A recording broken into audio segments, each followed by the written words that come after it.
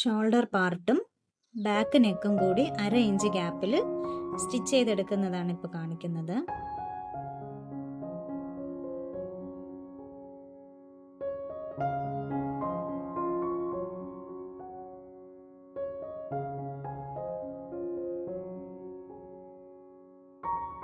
ഒരു ഷോൾഡറിന്റെ ഭാഗത്തുനിന്ന് തുടങ്ങി ബാക്ക് നെക്ക് വഴി അടുത്ത ഷോൾഡറിന്റെ ഭാഗത്ത് സ്റ്റിച്ച് അവസാനിക്കും.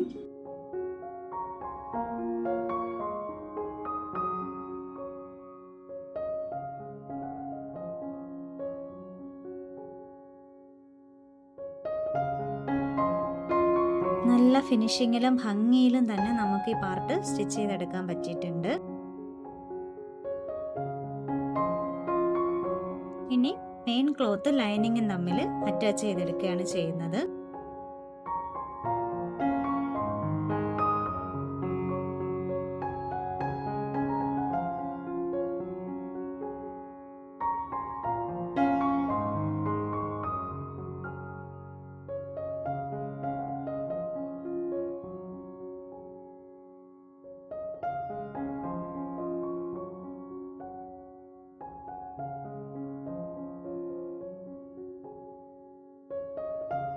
ലൈനിങ്ങും മെയിൻ ക്ലോത്തും ഫുള്ളായിട്ട് തന്നെ സ്റ്റിച്ച് ചെയ്ത് വെച്ചെടുത്തിട്ടുണ്ട്. ഇനി നമുക്ക് സ്ലീവ് അറ്റാച്ച് ചെയ്യാം. സ്ലീവ് അറ്റാച്ച് ചെയ്യുന്നതിന് മുൻപ് സ്ലീവിൻ്റെ റൗണ്ട് ഇതുപോലെ നമുക്കൊന്ന് മടക്കി രണ്ടായിട്ട് മടക്കി ഒന്ന് സ്റ്റിച്ച് ചെയ്തെടുക്കാം.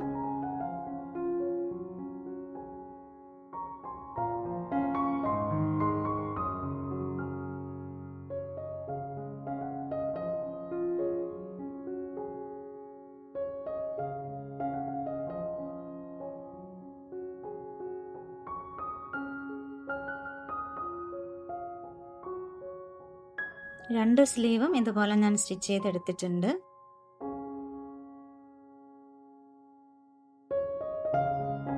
ഇനി നമുക്ക് സ്ലീവിന് എത്രയാണോ ഇറക്കം വേണ്ടത് അത് കണക്കാക്കി അടയാളപ്പെടുത്തി കൊടുത്തെടുത്തിട്ട് നമുക്ക് ഷോൾഡറിൽ വെച്ച് അറ്റാച്ച് ചെയ്യാം.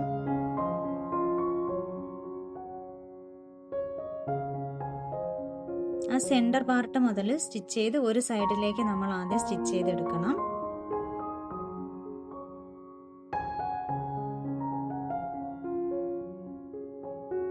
ഞാൻ ഒരു സൈഡ് സ്റ്റിച്ച് ചെയ്തെടുത്തിട്ടുണ്ട്. ഇനി സെന്റർ പാർട്ടിൽ നിന്ന് അടുത്ത വശം നമ്മൾ സ്റ്റിച്ച് ചെയ്യാത്ത വശത്തിലെ ആ ഭാഗം കൂടി സ്റ്റിച്ച് ചെയ്തെടുക്കുക. ഇതുപോലെ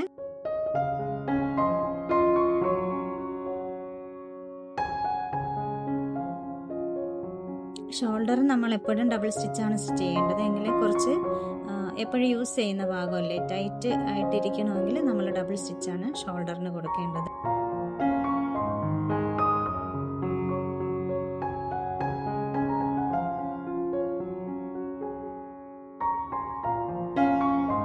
ഡബിൾ സ്റ്റിച്ച് ചെയ്തെടുത്തിട്ടുണ്ട്. ഇതുപോലെ രണ്ട് സ്ലീവ് ഞാൻ സ്റ്റിച്ച് ചെയ്തെടുത്തിട്ടുണ്ട്.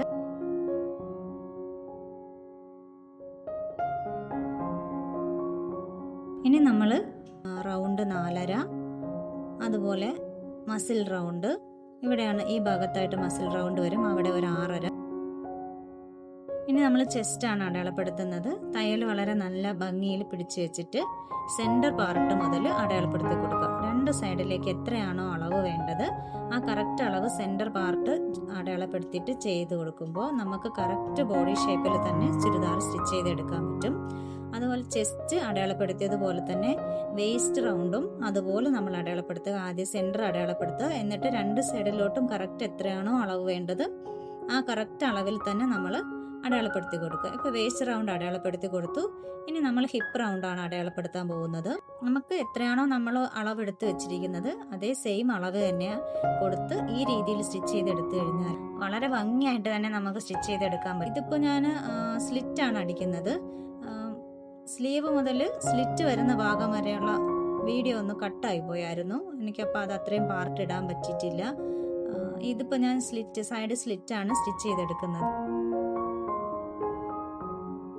ചെയ്തിരിക്കുന്നത് ഭാഗം വരെ വന്നിട്ട് അവിടെ നിന്ന് 1 ഇഞ്ച് തയ്യൽ സ്റ്റിച്ചിന്റെ മുകൾ വശത്തായിട്ട് 1 ഇഞ്ച് മടക്കി ഇതുപോലെ സ്റ്റിച്ച് ചെയ്തെടുത്തു കഴിഞ്ഞ് സൈഡിലേക്ക് വന്ന് സ്ട്രൈറ്റ് എടുത്ത് അടുത്ത പാർട്ടും ഇതുപോലെ മടക്കി സ്റ്റിച്ച് ചെയ്തെടുക്കുക. ഇങ്ങനെയാണ് സൈഡ് സ്ലിറ്റ് സ്റ്റിച്ച് ചെയ്തെടുക്കുന്നത്. നന്നായിട്ട് പിടിച്ചു വെച്ച് സ്റ്റിച്ച് ചെയ്തെടുക്കുക. നല്ല ഫിനിഷിങ്ങിൽ തന്നെ നമുക്ക് സ്റ്റിച്ച് ചെയ്ത് കിട്ടിയിട്ടുണ്ട്. ഇതുപോലെ രണ്ട് സൈഡും സ്ലിറ്റ് അടിച്ചെടുത്ത് ഫ്ലെയർ വരുന്ന പാർട്ടും മടക്കി അടിച്ചെടുക്കുമ്പോൾ നമ്മളെ ചുരിദാറിന്റെ സ്റ്റിച്ചിങ് വർക്കെല്ലാം കഴിയും.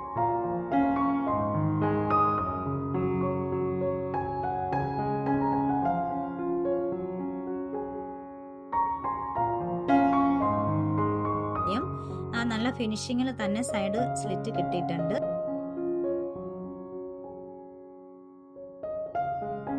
ഇത് ഇക്കത്തിന്റെ പ്യുർ കോട്ടൺ ഫാബ്രിക് ആണ്. കുറച്ച് ഫാബ്രിക് എൻ്റെ കൈവശമുണ്ട്. ആർക്കെങ്കിലും ആവശ്യമുണ്ടെങ്കിൽ ഈ കാണുന്ന നമ്പറിൽ എന്നെ ഒന്ന് കോൺടാക്ട് ചെയ്യുക. പ്രൈസ് വരുന്നത് പെർ മീറ്റർ 85 രൂപയാണ് കേട്ടോ.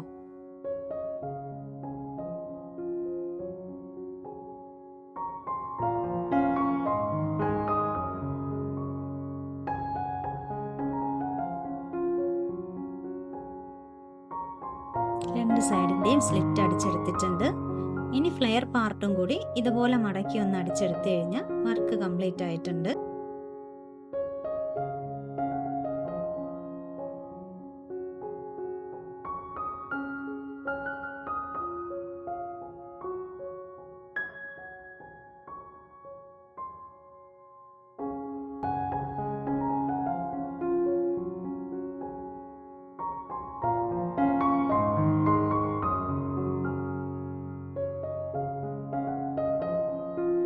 സ്റ്റിച്ച് ചെയ്ത് കഴിഞ്ഞ ശേഷം നമ്മൾ സ്റ്റിച്ച് ചെയ്ത ഭാഗങ്ങളെല്ലാം തന്നെ പിടിച്ചു വെച്ചിട്ട് നന്നായിട്ട് അയൺ ചെയ്ത് കൊടുത്തു കഴിഞ്ഞാൽ നമ്മൾ ഷോപ്പിൽ നിന്നൊക്കെ വാങ്ങിക്കുന്ന അതേ ഫിനിഷിങ്ങിൽ തന്നെ നമ്മൾ സ്റ്റിച്ച് ചെയ്ത കുർത്തി നമുക്ക് കിട്ടും.